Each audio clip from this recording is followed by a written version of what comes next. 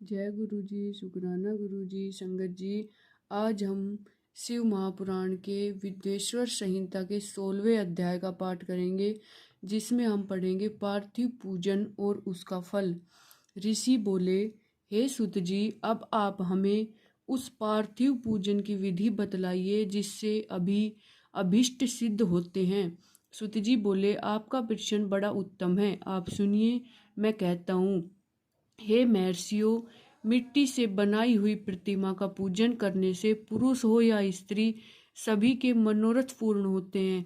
इसके लिए नदी, तालाब, कुआं या जल के भीतर की मिट्टी लाकर सुगंधित द्रव के चूर्ण से उसका शोधन करे और अच्छे मंडप में बैठकर दूध डाल अपने हाथ से सुंदर प्रतिमा बनावे। फिर पद्मासन से स्थित होकर उस पार्थिव प्रतिमा का आदर से पूजन करे। गणेश, सूर्य, विष्णु, पार्वती, शिव जी की मूर्ति और शिव जी के शिवलिंग का तो ब्राह्मण सदैव पूजन करे। जो इस प्रकार षोडगोपचार युक्त पूजन करता है, उसके मनोरथ अवश्य ही सिद्ध होते हैं। किसी भी देवता के स्थापित किए लिंग पर 3 शेर नवेद और स्वयं उत्पन्न हुए लिंग पर 5 शेर नवेद चढ़ाने का नियम है। इस प्रकार जो 1000 बार नवेद चढ़ाता है, यदि वह ब्राह्मण है तो उसे सत्य लोक की प्राप्ति होती है। यह सत्य है 12 अंगुरन चौड़ा और 25 अंगुल लंबा यह लिंग का प्रमाण है, तथा 15 अंगुल ऊंचा लोहे या लकड़ी के बनाए पात्र का भी नाम शिव है। ऐसे लिंगों की पूजा महापूजा कहलाती है और इनके अभिषेक से आत्म शुद्धि, गंध चढ़ाने से पुण्य प्राप्ति, नवेद चढ़ाने से आयु और तृप्ति तथा धूप देने से धन की प्राप्ति होती है। दीप से ज्ञान और तांबुल से भोग मिलता है। अतएव स्नान आदि से ये 6 पूजन के अंग का यत्न पूर्वक साधन करे। नमस्कार और जप से दोनों अभिष्टदायक है। इनको पूजा के अंत में अवश्य करे, क्योंकि इनसे भोग और मोक्ष दोनों ही प्राप्त होते हैं। मानसिक पूजन में भी इनको अवश्य व्यवहार में लावे। जो जिस देवता की पूजा करता है वह उस देवता के लोक को प्राप्त होता है, साथ ही उसे उसके बीच के लोकों में भी यथेष्ट भोग मिलते हैं। हे महर्षियों, आप श्रद्धा से सुनिए, मैं विशेष रीति से वर्णन करता हूँ। इस भूलोक में श्री गणेश जी सम्यक प्रकार ऐसे पूजनीय है कि जिनसे अभिष्ट सिद्ध होता है। जैसा शिवजी से नियत किया है, उसके अनुसार तिथि, वार, नक्षत्र आदि का समुचित विचार कर जो सविधि इसकी पूजा करता है, उसके कोई से मनोरथ पूर्ण नहीं होते। उसके कौन से मनोरथ पूर्ण नहीं होते। गणेश पूजन से सभी पाप दूर भाग जाते हैं और वह अपने सभी अभिष्टों को पूर्ण करते हुए मोक्ष तक को पहुंच जाता है। इसी प्रकार श्री विष्णु जी का तथा और भी देवताओं की जो जिसकी पूजा करना चाहता है, वह उन देवताओं के वार, तिथि, नक्षत्र का विचार कर षोडगोपचार पूजन भजन करे तो उसके अभिष्ट की प्राप्ति होती है। शिवजी का पूजन तो सब मनोरथों को देने वाला है। जो आर्द्रा नक्षत्र में और महा आर्द्रा में माघ कृष्ण चतुर्दशी को शिवजी का पूजन करता है, उसकी आयु बढ़ती है, मृत्यु हरण होती है और सर्व सिद्धि की प्राप्ति होती है। ऐसी ही और भी नक्षत्रों, महीनों और वारों में शिवजी की पूजा का अद्भुत महात्म्य है। शिवजी का भजन भोग मोक्ष को देने वाला है। वारों के हिसाब से कार्तिक मास में देवताओं का यज्ञ विशेष फलदायक होता है। विद्वानों को उचित है कि वह इस महीने में सब देवताओं का यज्ञ करे, यम नियम से दान, तप, होम और जप करे, क्योंकि कार्तिक में देवताओं का यज्ञ सर्व भोगप्रद और सर्व व्याधि हरता है। कार्तिक मास में रविवार के दिन जो सूर्य की पूजा करता है, उसे तेल तथा कपास का दान करता है, उसको यदि कुष्ठ रोग है तो वह दूर हो जाता है। इस प्रकार शिवजी की पूजा के अनेक विधान हैं। जो अपने मन को या जीवन को शिवजी को अर्पण कर देता है उसे शिवजी सायुज्य मुक्ति प्रदान करते हैं। योनि और लिंग इन दोनों स्वरूपों के शिवजी के स्वरूप में समाविष्ट होने के कारण शिवजी जगत के जन्म निरूपक है और इस नाते से जन्म की निवृत्ति के लिए श्री शिवजी की जन्म पूजा का अलग विधान भी है। जैसे अखिल जगत विद्युनादात्म है जिसमें बिंदु शक्ति है और नाद नाम शिवजी का है। बिंदु का आधार नाद है और जगत का आधार बिंदु है, अतः ये दोनों ही जगत के आधार हुए। बिंदु देवी और नाद शिव है। इसी से यदि दोनों शिवलिंग इस नाम से कहे गए, अतः जन्म की निवृत्ति के लिए शिवलिंग को पूजें। देवी रूप माता बिंदु और शिव रूप पिता नाद है।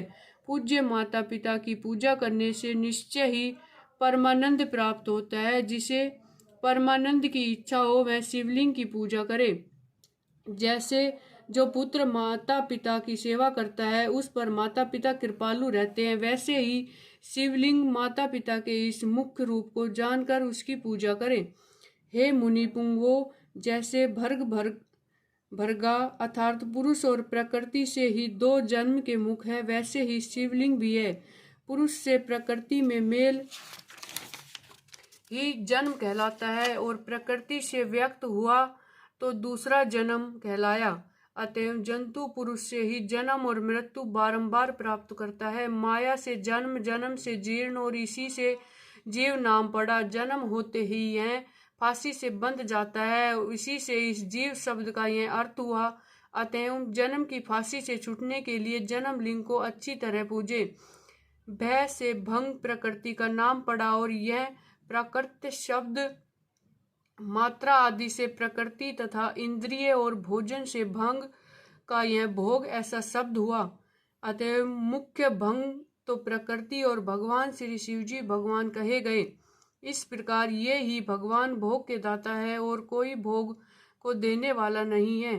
भंग के स्वामी भगवान श्री भर्ग है और भग के सहित लिंग और लिंग सहित भग ही यहाँ और वहाँ नित्य भोग के लिए। इसलिए श्री भक्त वाले महादेव शिवलिंग की पूजा करना योग्य है।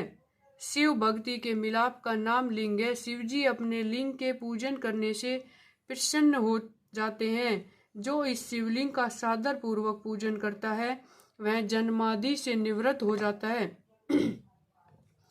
आदित्यवार के दिन पंचगव्य द्वारा शिवजी को स्नान करावे। गोबर, गोमूत्र, गोदुग्ध, गोघृत और मधु यदि पंचगव्य है, फिर दुग्ध आदि से अलग अलग स्नान करावे। शहद, ईख का रस और गोदुग्ध से अन्न का नैवेद्य बनाकर प्रणव पूर्वक चढ़ावे।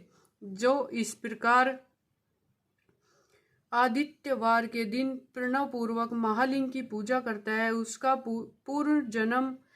पुनर्जन्म नहीं होता। रुद्राक्ष धारण करने से चौथाई, विभूति धारण करने से आधा, मंत्र जप से पौन और पूजन से पूर्ण भक्ति प्राप्त करता है। शिवलिंग और उसके भक्तों को पूजने से मनुष्य को मुक्ति प्राप्त होती है। इस अध्याय को पढ़ने और सुनने से शिवजी की दृढ़ भक्ति प्राप्त होती है।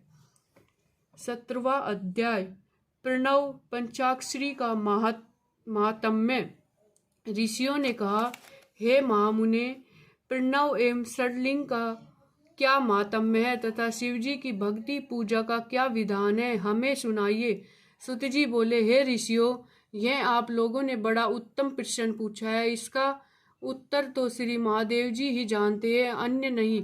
फिर भी शिवजी की कृपा से मैं कहता हूँ, श्री शिवजी हमारी और आपकी रक्षा करे। प्रकृति से उत्पन्न हुआ प्र संसार को नौका स्वरूप है, इसलिए पंडित इसे प्रणव कहते हैं। प्र प्रपंच न नहीं और वह तुम में अर्थात तुम में कुछ प्रपंच नहीं है। यह प्रणव का अर्थ है जो अपने वाले को मोक्ष देता है और इसलिए यह प्रणव कहा जाता है। यह प्रणव माया से रहित होने के कारण सर्वदा नवीन है और इसी से पंडित इसे प्रणव कहते हैं। यह प्रणव सूक्ष्म स्थूल दो प्रकार का है। इसको एकांत में जपने से भोग की प्राप्ति होती है।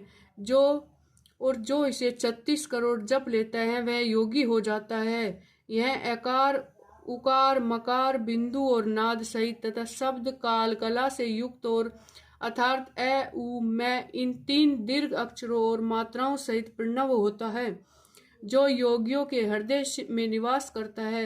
यही शिव शक्ति की एकता और त्रित्व स्वरूप तथा समस्त पापों का नाश भी है। प्रवृत्ति के इच्छुकों का हर्ष प्रणव के जप से सारे पाप स्वयं ही दूर हो जाते हैं तथा निवृत्ति के इच्छुकों को दीर्घ जप प्राप्त करना चाहिए। वेद के आदिम तथा दोनों समय की संध्या वंदन में सर्वप्रथम ओमकार का प्रयोग करना चाहिए। प्रणव के 9 करोड़ जप से पुरुष शुद्ध हो जाता है, फिर 9 करोड़ जप से पृथ्वी का जप, फिर इतने ही जप से तेज, इतने ही जप से वायु का और 9 करोड़ से गंधादि का जप होता है। हे ब्राह्मणों, नित्य सहस्त्र मंत्र जप करने से ओमकार से प्रबुद्ध हो शुद्ध योग को प्राप्त होता है। फिर जितेंद्रिय होकर जो 105 करोड़ प्रणव का जप करता है वह पंचाणु से बाहर शिवलोक को प्राप्त होता है, जहाँ राजमंडप, उत्तम नंदी का स्थान और तप रूप वृषभ के दर्शन होते हैं। जहाँ नंदी का स्थान है उसके आगे के शिव वैभव को कोई नहीं जानता। वहाँ नंदिकेश्वर बाहर स्थित होकर पंचाक्षर मंत्र की उपासना करते हैं। महात्माओं का वाक्य है कि शिवलोक की जानकारी बिना शिव की कृपा से नहीं होती। जो ब्राह्मण और गुरु से प्राप्त कर शिव पंचाक्षरों का 5 लाख जाप करता है और उसकी आयु बढ़ती है, स्त्री स्त्रीत्व से छूट जाती है, क्षत्रिय क्षत्रित्व से छूटकर ब्राह्मण हो जाता है और पुनः मुक्त हो जाता है, वैश्य वैश्य से छूटकर क्षत्रिय हो जाता है और वह ब्राह्मण कहलाता है, तथा शूद्र 14,000 जपे तो ब्राह्मण के समान शुद्ध हो जाता है, क्योंकि यह मंत्र शिव स्वरूप है और जो इसको धारण कर लेता है वह शिव स्वरूप हो जाता है। शिव भक्ति को यही मानता है। जो जितना ही क्रम पूर्वक शिव मंत्र जपता है उसकी देह में शिवजी की उतनी ही सन्निहितता प्राप्त होती है, इसमें संदेह नहीं। शिव भक्त स्त्री देवी लिंग रूप हो जाती है और वे जितना मंत्र जपती है उनके शरीर में उतनी ही भगवती की समीपता प्राप्त होती है। शिवजी की पूजा से विद्वान को आनंद की प्राप्ति होती है। शिवलिंग की पूजा शिव शक्ति की पूजा है और जो भक्त भक्ति पूर्वक षोडशोपचार युक्त पूजन करता है वह शिवरूप होकर शिव को प्राप्त हो जाता है। यह अध्याय वेद सम्मत है। जो इस अध्याय को पढ़ता है उस पर शिवजी की अद्भुत कृपा होती है और वह सिद्धियों को प्राप्त करता है। जय गुरु जी। शुक्राना गुरु जी, अनंतम अनंतम शुक्राना गुरु जी। 18वां अध्याय, बंध मोक्षादि शिवलिंग का महात्म्य। ऋषि बोले, हे सर्वार्थ वित्तम सुत जी, बंधक और मोक्ष क्या है? सुत जी कहते लगे, हे ऋषियों, मैं बंधक और मोक्ष के उपाय कहता हूँ, ध्यान से सुनिए। प्रकृति के 8 बंधनों के कारण ही आत्मा को जीव संज्ञा हुई है। इनसे छूटकर वह मुक्ति को पाता है। प्रकृति के आगे बुद्धि और बुद्धि के आगे गुणात्मक अहंकार और पंच तन मात्रा, यही सब 8 प्रकृति है। इन्हीं 8 से यह देह है और इससे जो कुछ क्रिया हो रही है इसी का नाम कर्म है। फिर कर्म से देह इस प्रकार बारंबार होते हैं। स्थूल, सूक्ष्म और कारण, ये 3 प्रकार के शरीर होते हैं। स्थूल व्यापार करता, सूक्ष्म इंद्रियों का भोग करता तथा कारण शरीर आत्मा के उपभोग के निमित्त है। कर्मों के द्वारा ही यह पाप पुण्य भोगता है और इन्हीं से सुख दुख की प्राप्ति होती है। इस काल में यह जीव कर्म रूपी डोरे से बारंबार बंधकर कर्मों से तीनों शरीर सहित चक्रवत सदैव भ्रमता रहता है। दूर तो तब हो जब चक्रकर्ता का पूजन करे। 8 प्रकृति ही 8 चक्र है। शिवजी इनसे परे है, वह वही चक्र करता है, वही 8 को वश में किए रहते हैं। वे शिवजी सर्वत निष्प्रह और परिपूर्ण है। उन महेश की अनंत शक्ति को वेद जानता है, उनकी प्रसन्नता के लिए शिव का ही पूजन करना चाहिए।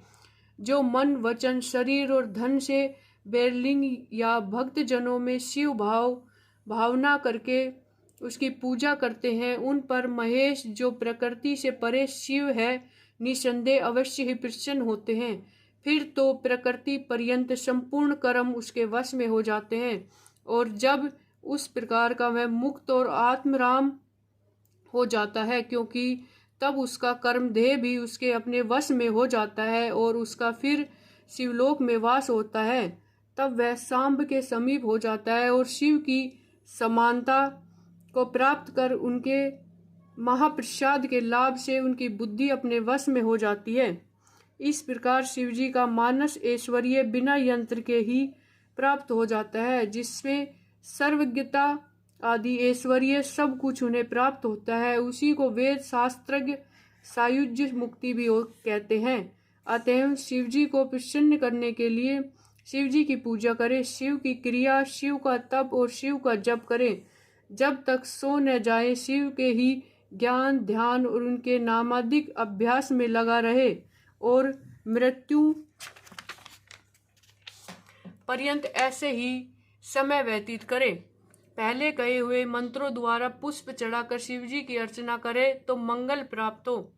इतना सुनकर ऋषियों ने कहा, हे सुत जी, अब लिंगादि में शिव जी की पूजा का विधान बताइए। सुत जी बोले, हे ब्राह्मणों सुनिए, मैं लिंगादि का पूजन विधान क्रम से कहता हूँ। प्रणव पहला लिंग है जिससे सब कामनाएं पूर्ण होती है, वह स्थूल भी है और सूक्ष्म भी, उसी को पंचाक्षर भी कहते हैं। उसकी पूजा ही मोक्ष है। इसके अतिरिक्त पुरुषार्थ से और प्रकृति के भी बनाए हुए बहुत से लिंग है जिन्हें शिवजी ही जानते हैं, अन्य नहीं। किंतु पृथ्वी के विकार में मैं 5 लिंग कहता हूँ, स्वयंभू लिंग, बिंदु लिंग, प्रतिष्ठित लिंग, चर लिंग और गुरु लिंग। जो लिंग किसी देवता या ऋषि के तप से पृथ्वी को फोड़कर वहां स्वयं निकला हो, वह स्वयंभू लिंग कहलाता है। उसी लिंग की पूजा करने से स्वयं ज्ञान की वृद्धि होती है। इस प्रकार स्वर्ण, चांदी और पृथ्वी आदि की वेदिका में यह लिंग को प्रणव मंत्र से पत्र पर लिख कर उसकी प्रतिष्ठा और आह्वान करे तो वह बिंदु नादम्य लिंग स्थावर और जंग रूप शिव दर्शन के योग्य है। वैसे तो जिस में भी शिव जी का विश्वास हो उसमें ही वह फल देता है। विधि पूर्वक लिंग को संपुट पात्र में रखकर पृथक ग्रह में स्थापन करे और नित्य पूजन भोजन निवेदन करे, यह गृहस्थ के लिए उचित है। निवृत्त हुए जनों को सूक्ष्म लिंग का ही विधान है। उनके लिए विभूति से अर्चन कर विभूति ही निवेदन करना योग्य है, क्योंकि विभूति का एक अलग ही महत्व है। शिव का भक्त शिव स्वरूप हो जाता है। अतः स्त्री हो या पुरुष उसे शद भस्म धारण करना चाहिए। दिन हो या रात किसी समय भी सजल भस्म धारण करना चाहिए। किसी भी समय सजल भस्म को त्रिपुंड सहित धारण कर जो शिव की पूजा करता है उसे निश्चय ही शिव पूजन का पूरा फल मिलता है। शिव मंत्र द्वारा भस्म धारण करके श्रेष्ठ आश्रमी होता है। शिव परायण की शिवाश्रमी है। शिवजी के व्रती को अपवित्रता और सूतक नहीं लगता, क्योंकि वह भस्म लगाए रहता है। गुरु के हाथों से उससे सीख कर नित्य भस्म धारण करना योग्य है। वही सच्चा गुरु है जो शिष्य के राजस्य, तापस्य आदि तीनों गुणों को नाश कर शिव का बोध कराता है। इसी कारण ज्ञानी गुरु सर्वथा ही पूजनीय है, शिष्य पुत्र के समान है। वही सच्चा शिष्य है जो गुरु के शासन का स्वीकार करता है। इसी से यह मंत्र पुत्र भी कहा जाता है। इसको उचित है कि गुरु रूप पिता की सर्वदा पूजा करे। उत्पन्न करने वाला पिता पुत्र को संसार में डुबा देता है, परंतु ज्ञानदाता गुरु रूप पिता संसार से पार कर देता है। इस प्रकार दोनों का अंतर जानकर गुरु रूप पिता का पूजन करना योग्य है। तन, मन और धन से गुरु सर्वथा ही पूजनीय है।